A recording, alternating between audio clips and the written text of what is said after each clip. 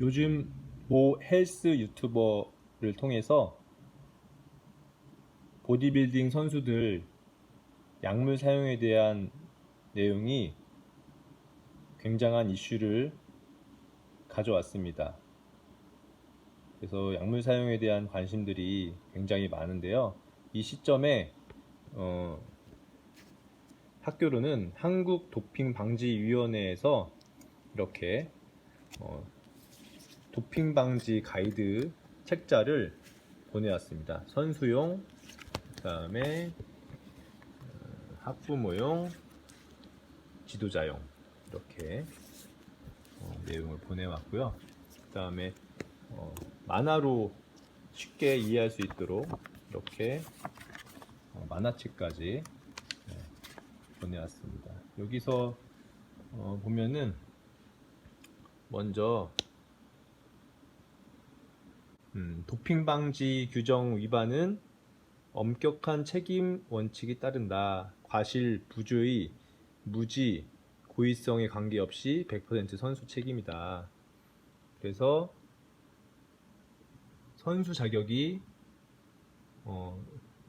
일정 기간 동안 정지된다. 뭐 이런 내용들이 있습니다. 그래서 우리가 좀 더 잘 알고 학생 선수나 또 선수를 지도하는 지도자분들이나 또 기르는 우리 학부모님들이 이 내용을 좀 알고서 대처를 해야 될 것 같아서 한번 이 책자를 함께 읽어보도록 하겠습니다.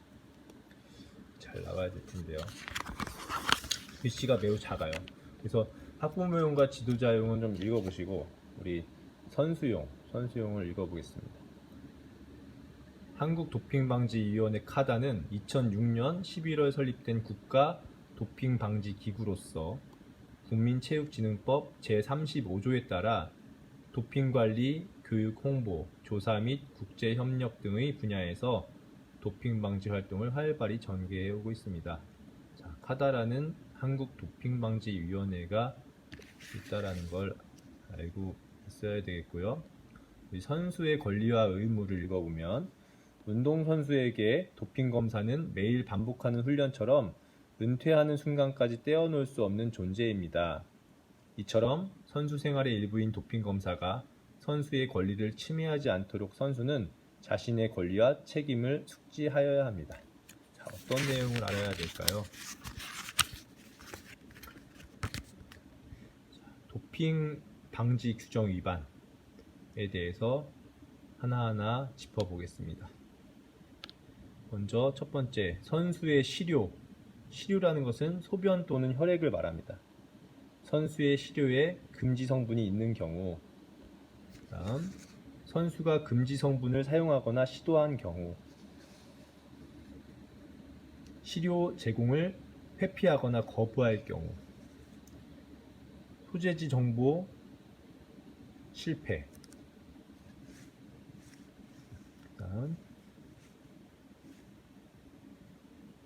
도핑 관리 과정 중 부정행위를 하거나 시도한 경우, 금지 성분을 소지한 경우, 금지 성분을 거래하거나 거래를 시도한 경우, 선수에게 금지 성분을 투여하거나 투여를 시도한 경우,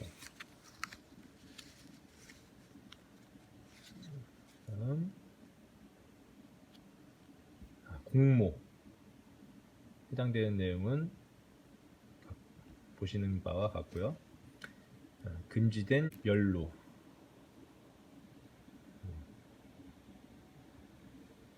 그렇죠? 연루된 경우. 다음을 넘겨보겠습니다. 선수용 도핑 방지 가이드 하나하나 다 읽어드릴게요. 모든 도핑 검사는 똑같은 검사인가요? 시료 채취 시점, 시료의 종류. 시료 채취 시점은 경기 기간 중, 경기 기간 외. 시료의 종류는 소변, 혈액 이렇게 하고요. 종목과 선수 개인에 따라 필요한 검사 항목이 다르므로 선수는 검사 지시서에 명시된 시료를 제공해야 합니다. 모든 선수는 도핑 검사 대상자가 될 수 있습니다. 도핑검사 대상자는 한국도핑방지위원회, 국제경기연맹 등 도핑방지 기구가 보유한 데이터를 바탕으로 수립된 검사 배분 계획에 따라 정해집니다. 선정 방식은 순위, 무작위, 표적검사 크게 세 가지로 나뉩니다. 미성년 선수도 도핑검사를 받아야 하나요? 만 18세 미만의 미성년 선수도 대한체육회에 등록되어 있다면 도핑검사를 받을 수 있습니다. 언제 검사를 받을지 미리 알 수 있나요? 도핑검사 일정은 검사 주관기구가 정하며 사전 통지 없이 불시에 진행됩니다. 그쵸?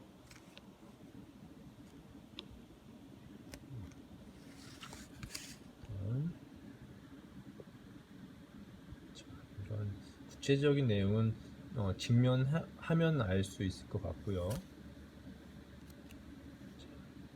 시료의 제공을 한번 볼까요? 도핑 검사관의 안내에 따라 한 개의 시료 채취 용기를 선택합니다. 90ml 이상의 소변을 제공을 해야 되네요.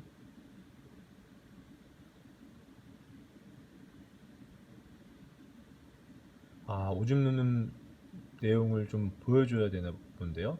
상의는 가슴 아래까지, 소매는 팔꿈치 위로, 하의는 무릎 아래로 내려 소변이 몸에서 시료 채취 용기로 직접 배출되는 것을 도핑 검사관 또는 샤프롱이 확인할 수 있도록 합니다. 그러네요. 자, 혈액은 선수는 도핑 관리실 도착 후 시료 채취 제공 전까지 발을 바닥에 대고 앉은 채 10분간의 휴식 시간을 갖습니다. 자, 혈액은 주사기로 뽑는 거니까 크게 문제는 없을 것 같고요. 다음을 넘겨볼까요? 이거 중요하죠. 주로 어떤 약물에 금지 성분이 들어있나요? 감기약, 성장 호르몬, 인슐린, 이뇨제 등 치료를 위해 편의점이나 병원에서 처방받은 약물에도 금지 성분이 포함될 수 있습니다. 모르고 먹어도 도핑에 걸릴 수 있겠네요. 다음, 금지 성분은 어떻게 알 수 있죠? 이제 한국도핑방지위원회 홈페이지 메인 화면에서 성분명을 검색하면 쉽게 찾을 수 있다고 합니다.